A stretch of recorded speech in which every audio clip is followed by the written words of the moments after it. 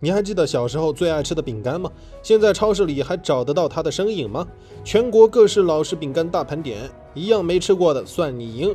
就问你有没有吃过农村大集上那些扎在塑料袋里放在冰箱里的散成饼干，焦脆的口感，表面粒粒可见的白糖，还有夹心芝麻的，连掉在手心里的碎渣都得舔干净。老妈买回去会藏在大衣柜里，一个礼拜才拿出来那么2-3次。咱就瞧瞧这焦脆的外表，椭圆的可爱小造型，上面颗颗晶莹剔透的糖粒子，你是不是仿佛已经听到了咬碎它的清脆声，闻到了满屋的椰奶香？小时候甚至为了一块饼干跟隔壁二狗打得鼻青脸肿，如今这块饼干打着经典怀旧的旗号挂在橱窗，销量嘛差强人意吧。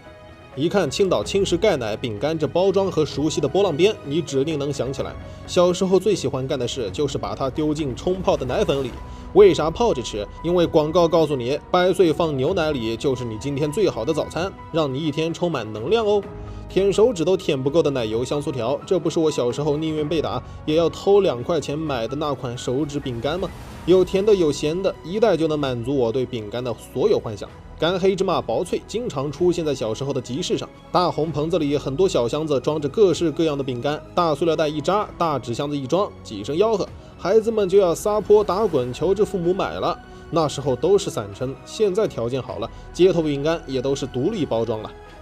80后的童年零食，除了各种饼干，大概就是老式桃酥、老式巴西果子、手工麻叶子之类的糕点。现在孩子估计都没听过吧？为什么这些老式糕点都逐渐淡出市场了呢？难道真没人愿意吃了？如今这些糕点的美图依然诱人，仔细看看配料表，也像原来一样那么简单干净，加上独立包装，也比以前更卫生了。但他们现在大多数只能打着怀旧主题存活，仿佛原先的美味特别都不再是他们的标签。看到稀稀拉拉的销量，作为80后的我难免有些感伤。究竟是什么把这些时代美味变成了时代回忆？时代变了，人们的消费习惯也变了。80年代的孩子们还在经历着吃烂苹果的故事，家里的苹果永远只能吃烂的，父母希望一袋苹果能管孩子很长时间。而现在咱们家门口的大超市好几个，没事就得去逛一些大商场，除了线下店，你每天都在逛某宝、某东、拼夕夕，零食种类不是多，而是多的吓人，只有你想不到，没有你买不到的。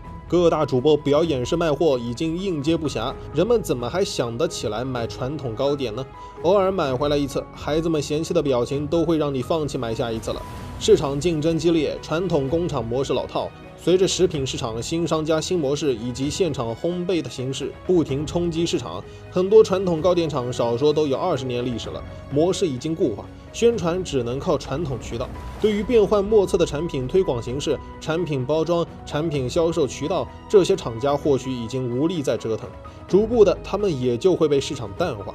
另外，现在的零食逐步发展成了细分赛道，年轻人的零食店开始崛起，这种零食店更崇尚大牌零食，根本不会进老式饼干的货，也挤压了大部分市场。传统糕点的口味比较单一，现在的零食却是酸甜苦辣咸都能满足。传统的零食制作流程与现代化机械生产也相差甚远，再比如包装，两者随便一比，高下立判。而且现在的零食没事就来一张食品安全认证之类的，瞬间就增加可信度了。为什么吃饼干的人越来越少？是人们的口味变了吗？老式饼干逐渐消失，市场竞争很大是一方面，人们的饮食结构变化也是很重要的原因。不仅是老式饼干，现代的饼干也层出不穷。然而随着人们的饮食结构变化，无论饼干如何包装，大家对这种零食已经不太提得起兴趣了。根据2022年的一篇文章显示，与2012年相比，人们的年均消费总体上涨了8%，但食品类消费却从2012年的33%占比降到了29%左右，包括粮油肉类消费比重都在下降。而大幅上涨的有蔬菜水果、奶类、水产蛋类等健康食品。虽然这组数据没有提到具体零食比例，但不难看出人们对健康的重视程度正在上升，而零食一类多少都带着垃圾食品的影子，与健康背道而驰，市场越来越窄。现在的科技发达，消息传播快，尤其是在短视频出现之后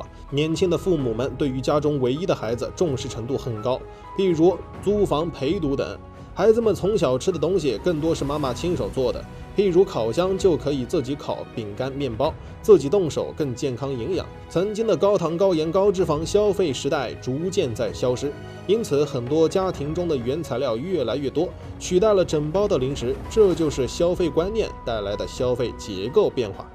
另外，现代社会对减肥、健身等健康目标的追求日益加大，这也会导致人们有意控制易肥胖食品的摄入，这也是零食消费逐步降低的原因之一。尤其是近几年全球疫情严重，人们深深感受到了健康的重要性的同时，也学会了更加合理的消费，不愿意在没必要的事情上花费钱财。